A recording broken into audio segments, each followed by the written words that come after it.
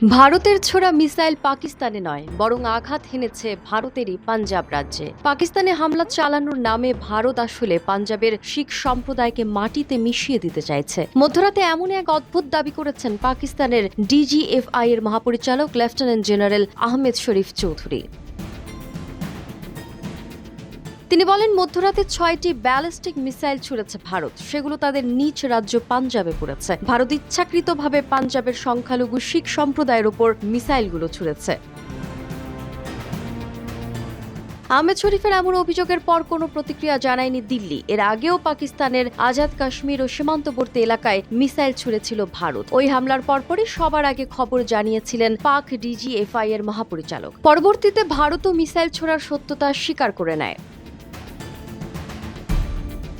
Lieutenant general Ahmed শরীফ চৌধুরীর তথ্য মতে, ভারত পাঞ্জাবের ঝালান্দার বিভাগের অদমপুর থেকে ব্যালিস্টিক মিসাইলগুলো ছোড়ে। সেগুলোর একটি আছাড় পড়ে অদমপুরেই, আর বাকি ৫টি তারা ফেলে পাঞ্জাবেরই অমৃতসরে।